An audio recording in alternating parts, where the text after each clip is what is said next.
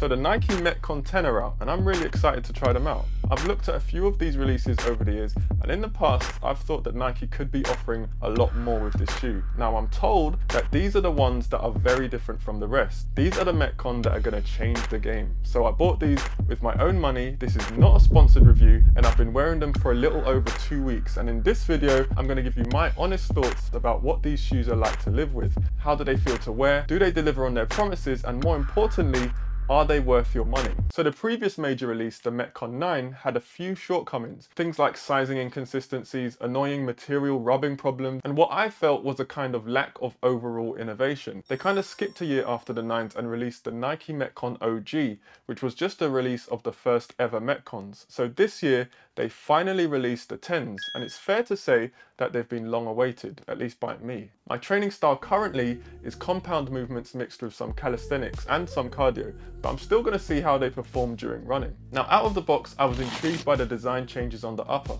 As expected, they've done quite a dramatic redesign here, but here's the thing I noticed. The sole doesn't feel that different from the 9s. The materials in the upper feel a little thinner to touch, not as thick and leathery. I of course can't tell you how these will look or hold up after a few months, but this material definitely feels a little thinner. Durability is of course important in a shoe like this, or any gym shoe for that matter. I don't think this material is going to rip open when you run too fast or if you lift a heavy weight in them. My concern is more about them holding their shape and maintaining good durability long term. I will be keeping an eye on what this material feels like after I've used them more thoroughly. Now holding them in my hand, I would definitely say that these do feel like a lighter shoe. Now that's a good thing. When the delivery guy handed me the box, I was actually surprised at the weight. They do feel so light. This lightness is actually labelled as one of the major features, and I was eager to know if this lightness is super noticeable when you're actually wearing them, especially when running. This could be the feature that finally makes the Metcons more comfortable to wear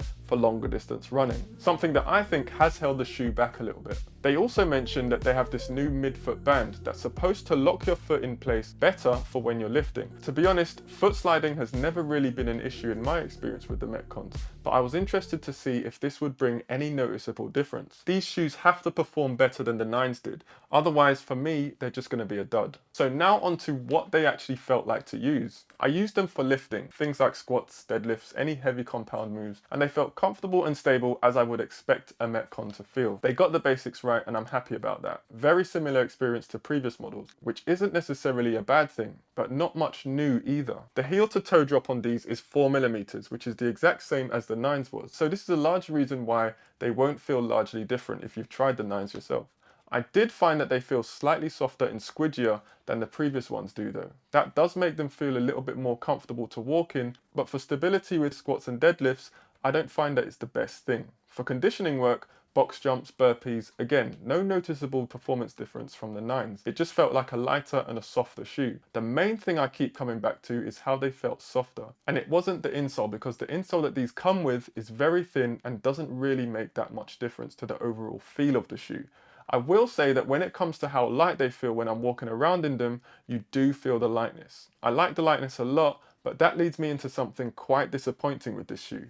They're still not comfortable for running in. Now, I'm not a marathon runner by any stretch of the imagination, but I kind of hoped with the shoe being lighter that it would translate well for running comfort for longer distances, but they just didn't. But this wouldn't be a deal breaker for everyone, especially if you don't do that much running in your workouts. If your workouts are running heavy, I would skip these shoes entirely and consider a different shoe.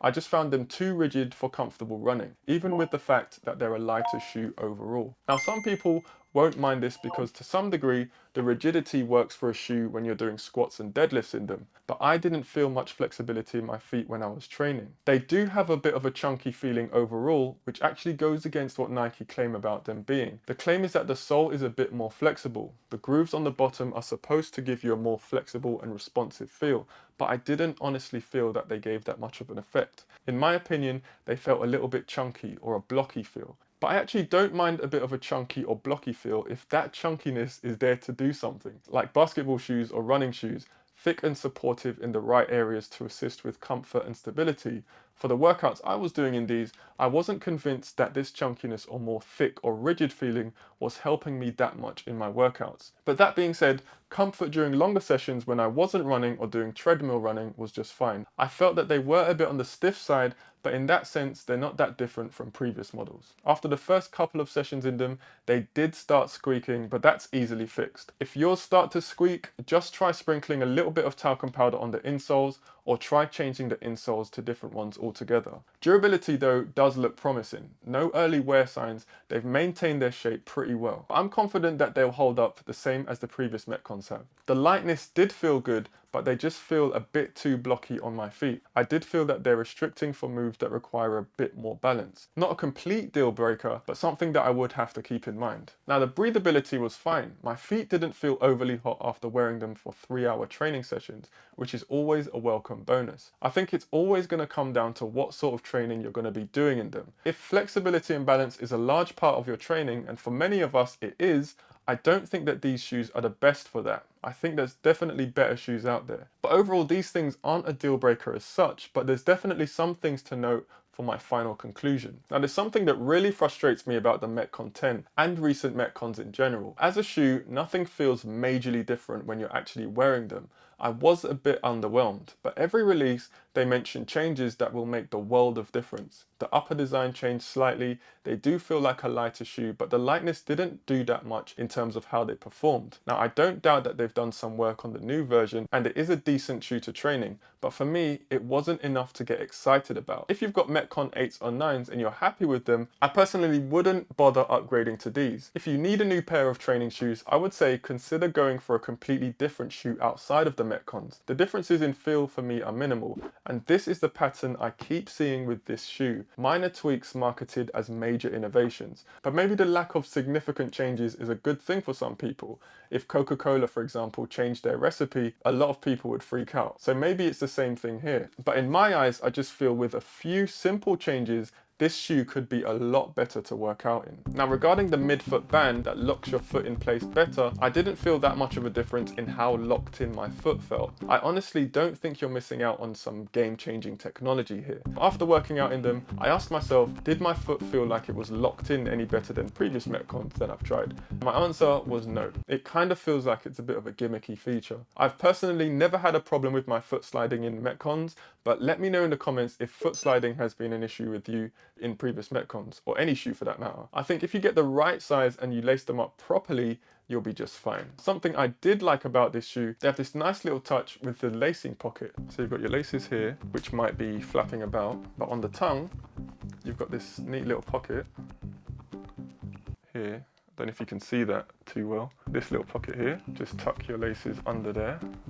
So I think that was a cool little addition. I know that you can just tuck the laces into the side of your shoes, but I think that this was a nice touch. Now, I'm often asked about alternatives to the Nike Metcon, and I would honestly say that there are really good ones that are worth considering. Alternative number one, if you have to get a pair of Nikes, is the Metcon 6.3.